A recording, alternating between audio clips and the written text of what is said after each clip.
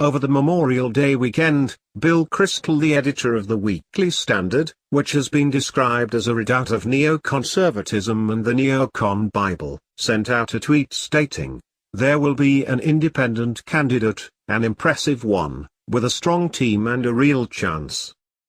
The independent candidate that Kristol proposed was obviously meant to run on a third-party ticket as an alternative to the presumptive Republican nominee, Donald Trump, whom Kristol apparently believes has no real chance to win the general election.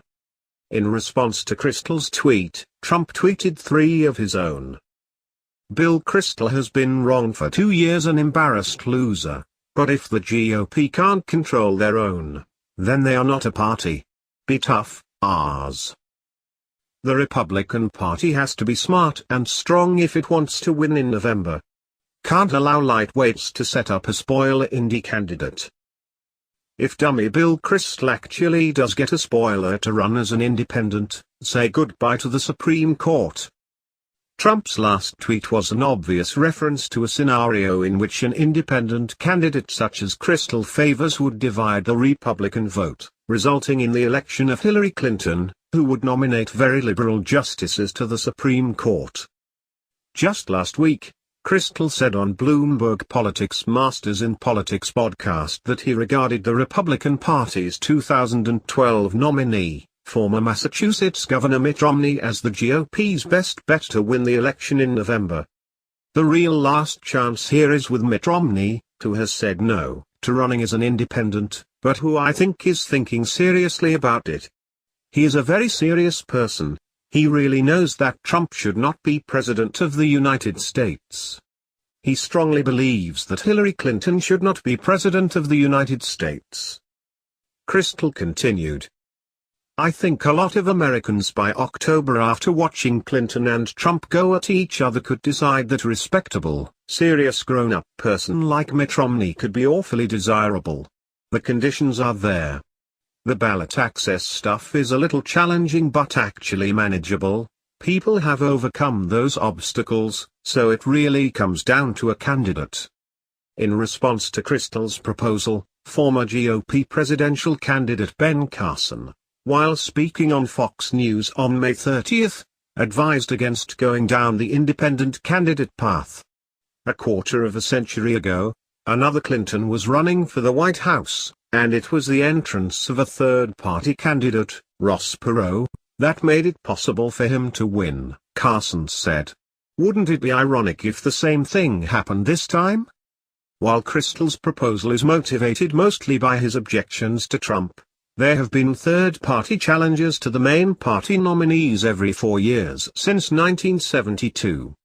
The Libertarian Party over the weekend nominated former New Mexico Governor Gary Johnson as their presidential nominee and former Massachusetts Governor William Weld as their vice presidential nominee. Both men served as Republican governors. But independent parties have so far had the power only to play spoiler. As the Libertarian Party's 2012 candidate, Johnson received 1.25 million votes, about 1% of the total.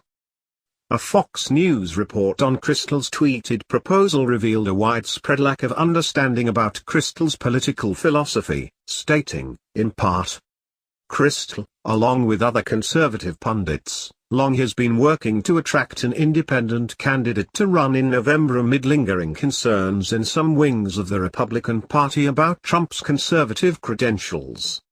Though some may legitimately be concerned about Trump's conservative credentials, the reference to Kristol as a conservative pundit ignores his long-recognized position as the heir to a neoconservative dynasty that is anything but conservative. By founding the Weekly Standard in 1995, Kristol followed in the footsteps of his father, the late Irving Kristol, who served as the managing editor of Commentary magazine, founded the magazine The Public Interest, and has been described as the godfather of neoconservatism. The elder Kristol, while attending the City College of New York in the late 1930s, was part of a small but vocal Trotskyite anti-Stalinist group who eventually became the New York Intellectuals. This group of New York-based writers and literary critics were thoroughly Marxist in their thinking, though they rejected Soviet communism under Stalin's rule. Irving Kristol was a member of the Internationalist Council on Foreign Relations, CFR, and a fellow emeritus at the American Enterprise Institute, AEI.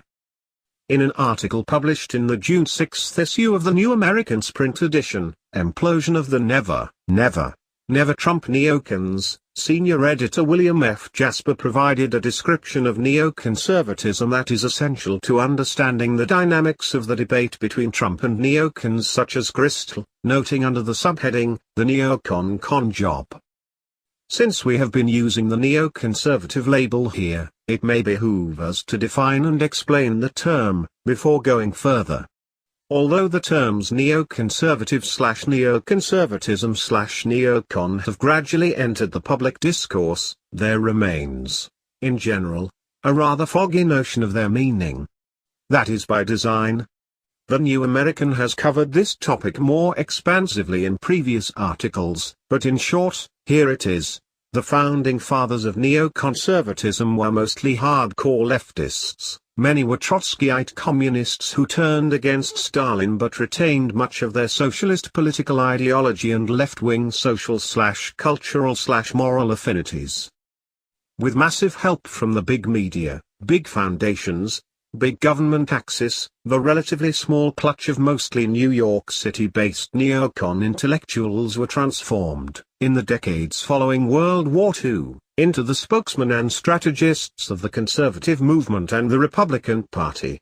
They sounded like traditional conservatives and anti-communists, but they had a subversive agenda to usurp the mantle of conservatism and use it to pervert the constitutional structure and principles that are the foundation of our ordered liberty. In that article, Jasper also quoted from Irving Kristol's 1995 book, Neoconservatism, the autobiography of an idea, in which the elder Kristol revealed that neoconservatism was more of a neoliberalism, since it represented the erosion of liberal faith among a relatively small but talented and articulate group, which gradually gained more roots, toward a more conservative point of view, conservative, but different in certain respects from the conservatism of the Republican Party. We, neoconservatives, accepted the New Deal in principle, and had little affection for the kind of isolationism that then permeated American conservatism. A prime example of the kind of isolationism, more accurately, non-interventionism, that then permeated American conservatism was the late Senator Robert A. Taft, Republican Ohio, who was considered to be a favorite to obtain the Republican presidential nomination in 1952. However, the young neoconservative movement had already made inroads into the Republican Party and, in an effort to stop Taft, drafted the lifelong Democrat Dwight D. Eisenhower to oppose Taft for the nomination. The neocons coined the slogan "I like Taft but he can't win" to erode Taft's support and also used dubious tactics on the floor of the Republican convention to shift Taft's delegates to Eisenhower. The nomination of Eisenhower began the neoconservative takeover of the Republican Party, and a series of Republican presidents since then have promulgated interventionist foreign policies and big government domestic policies that have been indistinguishable from those presented by the Democrats.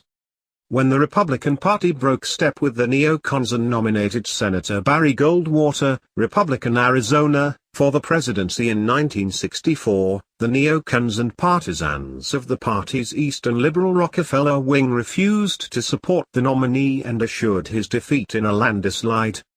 And yet, even the revolt of the Rockefeller Republicans against Goldwater in 1964 pales in comparison to the Republican, neocon pundits and writers who have taken the "Never Trump" pledge.